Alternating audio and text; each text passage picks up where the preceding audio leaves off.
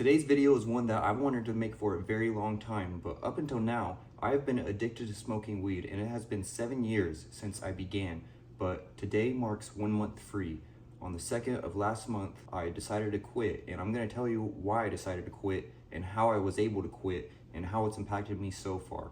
So first off, 7 years ago, I decided to start smoking. I was always against it until eventually everybody was smoking. So I started smoking and found the benefits of it. Now, the reason I've never talked about it is because I don't want to endorse smoking weed. I believe you are better off without it. And even though I had benefits, I didn't want to encourage anybody into smoking themselves. I would prefer to encourage them to not smoke. So that is really the only thing I've hid from this channel. I've been really transparent, but that is the reason why I haven't talked about this. But now that I am a month clean, I would love to talk about it because I can tell you and hopefully encourage you to not smoke, or if you are smoking, to quit. Because it is not an easy thing, but I am proof that you can. Like I said, I was addicted. For 7 years, I smoked on and off so many times I wanted to quit. And I think the longest that I can recall that I went without it was like 23 days. Back in October, I decided to start this series called The Winter Arc, where I would just seriously discipline myself and make sure that I complete a task of self-improvement tasks every single day. I decided for this series that I was going to quit smoking, but it wasn't until the 23rd day that I actually relapsed, and I'm going to tell you about that. See, I was in California for my birthday vacation, and I was doing so good until eventually I got offered, and I just allowed myself to succumb to it because I was in California.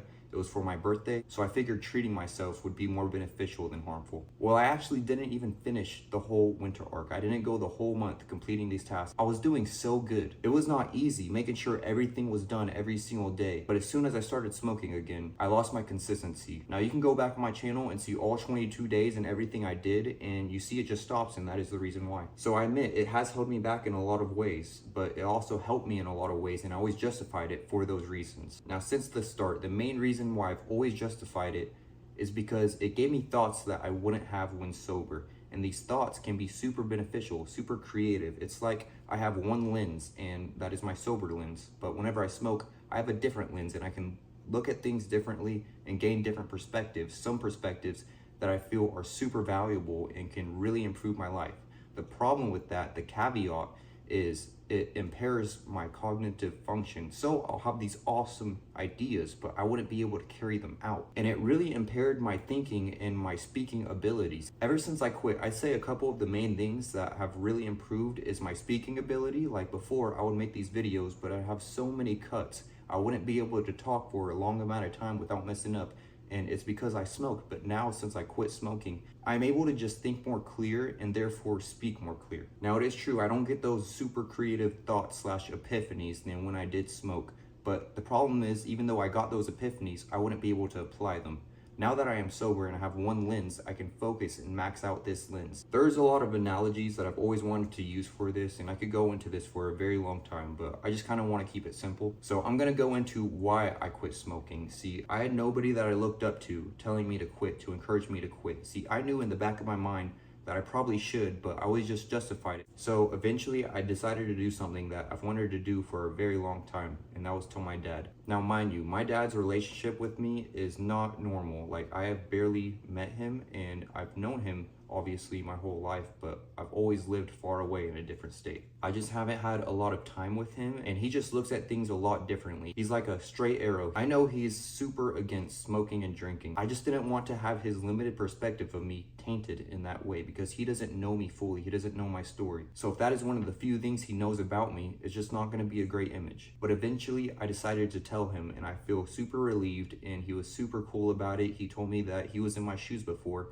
and if he could go back, that is one thing he changed. I didn't know that he smoked when he was younger, but he did. And he said that is one thing that really held him back. I wanted to be encouraged to quit. I just couldn't encourage myself enough. I just had too much justification. I didn't want to lose these creative thoughts, these epiphanies. But he told me something that was literally so simple and all I needed to hear. And I'm hoping it's all you need to hear. I am simply a better version of myself if I am sober. That's literally all it took. He went on to give me a bunch more motivation, like I owe too much to my goals to be smoking and to be holding myself back. But I mean, when you paint it black and white, Here's a version of yourself who's sober, and here's a version of yourself who smokes and drinks. It makes sense to pick this version. So that is what got me to quit, and I'm super grateful for that because it's already been a month. Now I'm gonna talk about my experience in the past month. Obviously, there was withdrawals. I would want to smoke, but that is because of the dependency I built. Since then, I've conquered that dependency. I don't have to depend on smoking for these thoughts or to do these things. Sometimes I would be in situations where there's something I need to do, but I couldn't get myself to do it until I smoked. And a lot of those times I would smoke and end up not doing it anyways, but I just depended on it way too much, and now I'm free of that. I'm independent. I'm not a slave to it anymore. It would cost me my money, it would cost me time, but most importantly, it would cost my potential. I have all of these aspirations and all of these ambitions that I felt for a long time, and I felt strongly about them for a long time, so I would think to myself,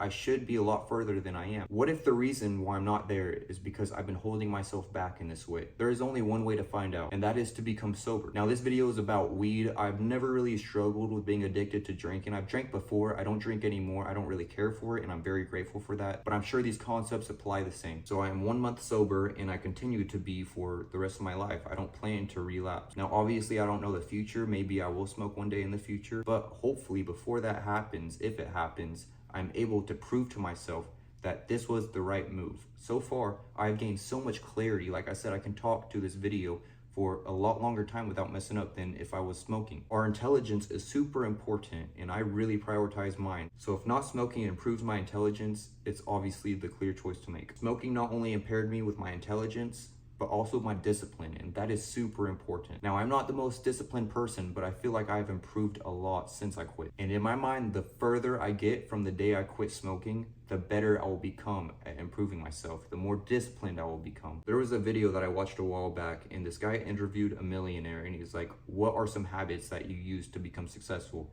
And he said, it's not necessarily about what you do, but it's more about what you don't do. So ask yourself, what are the things that are holding you back? And then ask yourself, am I justifying anything that truly is holding me back? Because I guarantee that's true for a lot of people. I was one of those people. I justified smoking, but I believe at the end of the day, I'm just simply a better version of myself when I'm sober. Good habits are important for success, but also limiting your bad habits. Now, I still have bad habits. I still spend a lot of time on my phone scrolling. And the thing about self-improvement is you just gradually improve. You don't have to become perfect overnight. Smoking was one of the biggest obstacles for me, but I have conquered it, and I'll continue conquering these obstacles. And the more I conquer, the more I will grow. Become obsessed with your own growth. Be honest with yourself with all the things that are holding you back and what are the things that you could be doing to propel you forward. I touched up on the main things that I wanted to talk about. This is something I've wanted to talk about for a long time, so I'm glad I finally get to do it. And if you would like to hear more of my takes on it, please comment any questions, any feedback. I conquered my addiction, and so can you. Thank you so much for watching. I'll see you in the next one, and as always, stay sedulous.